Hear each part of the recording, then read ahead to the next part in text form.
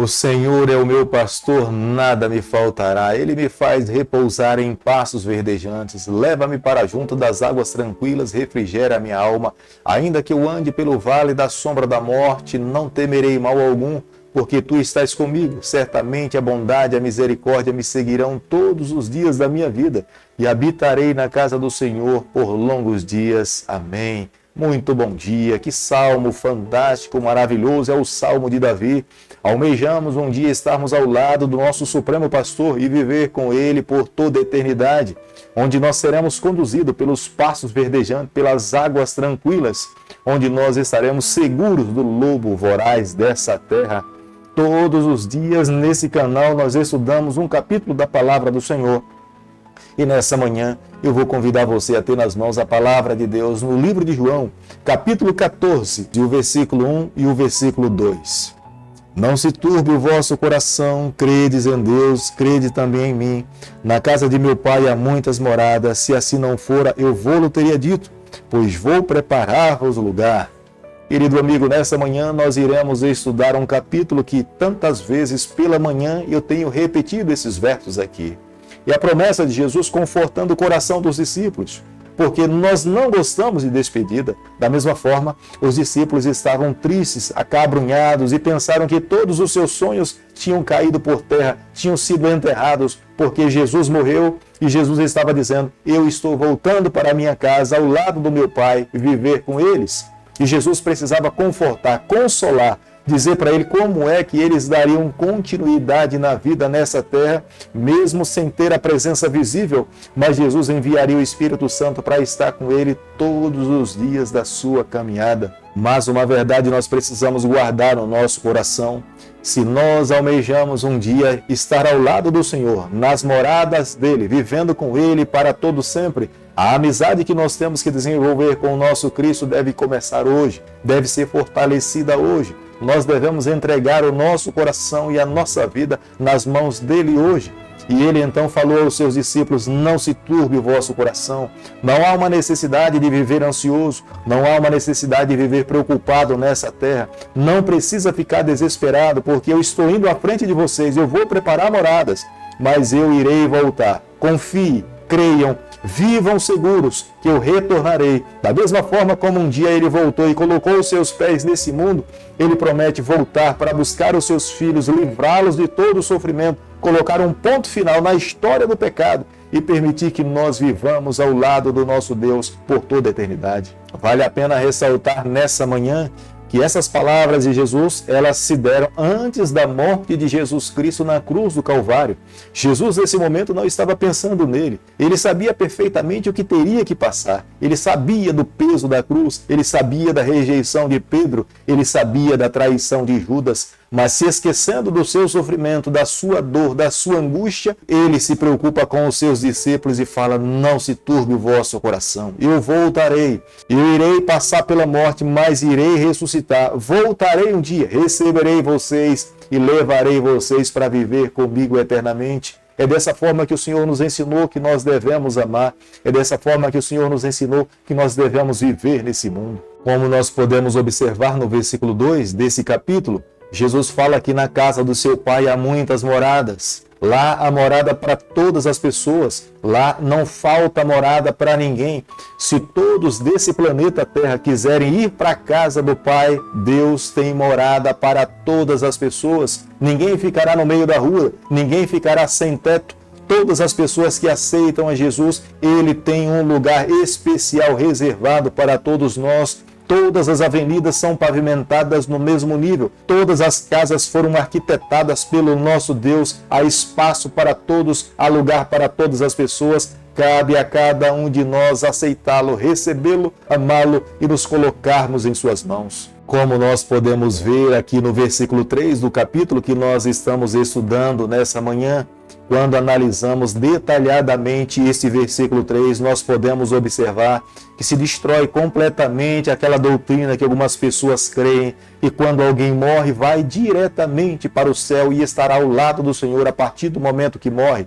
Jesus aqui fala: quando eu voltar, levarei vocês Jesus estava falando de um retorno. Jesus estava falando que aquelas pessoas que morrem, elas ficam aqui no pó da terra, mas um dia ele vai voltar aqui a essa terra, buscar essas pessoas. Se ele estivesse dizendo que quando uma pessoa morre diretamente, ela vai para a casa do Pai, ficar ao lado dele, ele não precisaria voltar aqui a essa terra para buscar os seus filhos que estavam aqui nessa terra, que ficaram aqui nesse mundo. Mas se ele estava dizendo que voltaria para buscá-los, é porque a partir do momento que nós morremos, nós ficamos aqui, o fôlego de vida volta para Deus, mas um dia ele virá aqui essa terra, nos levantar do pó da terra.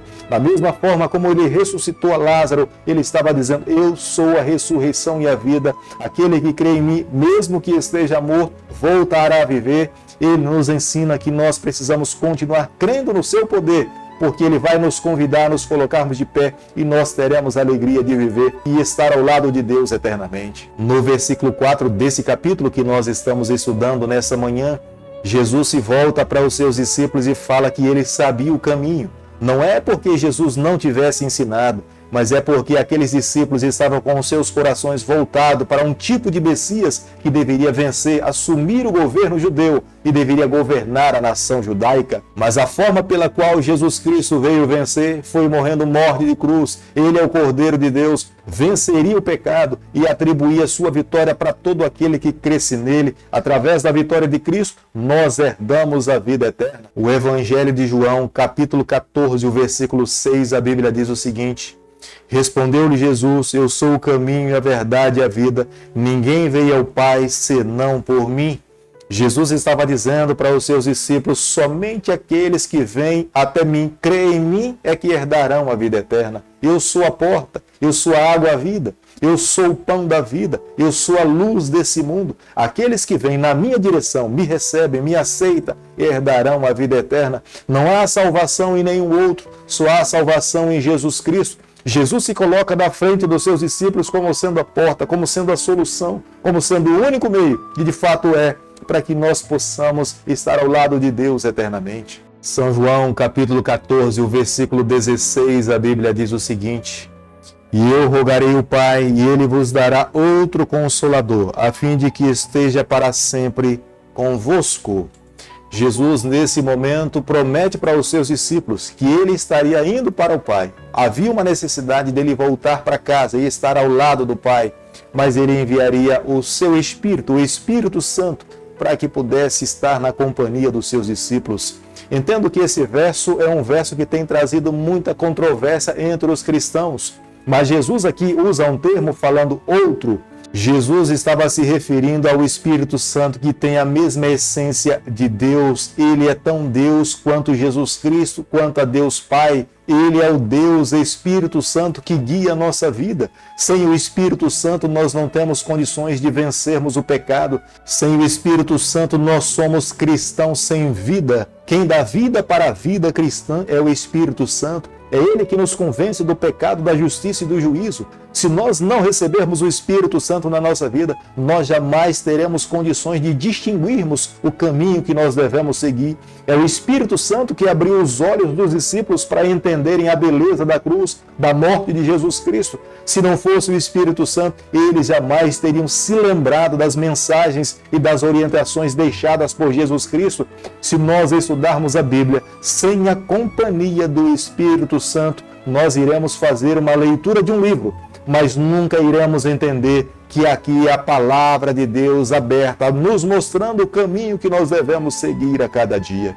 São João, capítulo 14, o versículo 21, a Bíblia diz o seguinte: aquele que tem os meus mandamentos e os guarda, esse é o que me ama. E aquele que me ama será amado por meu Pai, e eu também o amarei e me manifestarei a ele.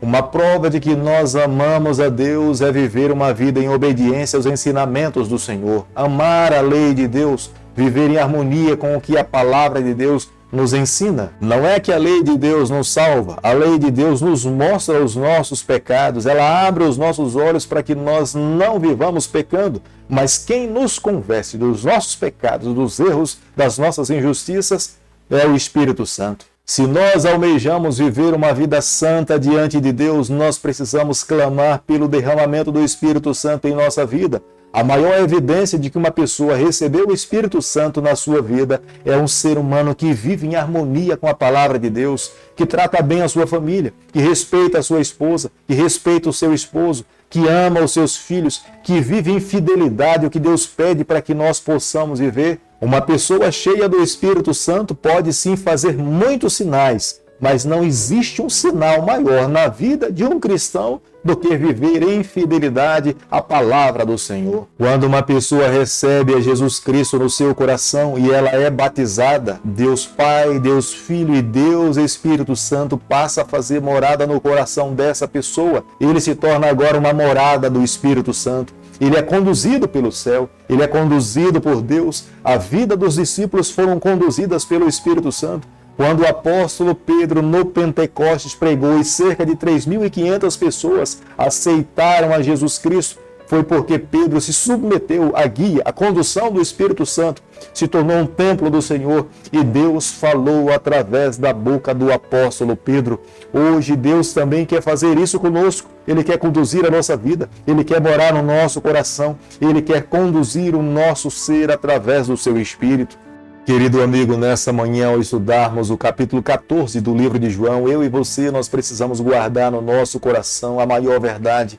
Somente através de Cristo, somente através da vitória dele, somente através dos seus méritos nós podemos herdar a vida eterna. Se nós almejamos um dia estarmos ao lado do nosso Deus, é somente através da porta que nos conduz ao nosso Salvador. Por isso que é necessário hoje abrir o coração, por isso que é necessário hoje fazer um sacrifício vivo, como fala o apóstolo Paulo, fazer uma mudança de identidade. Já não sou mais eu que vive, como o apóstolo Paulo falava, mas Cristo vive em mim. As minhas ações precisam ser as ações de Jesus Cristo. A minha vida precisa ser a vida de Jesus Cristo. Eu preciso a cada dia agir mais de acordo como Jesus Cristo agiu.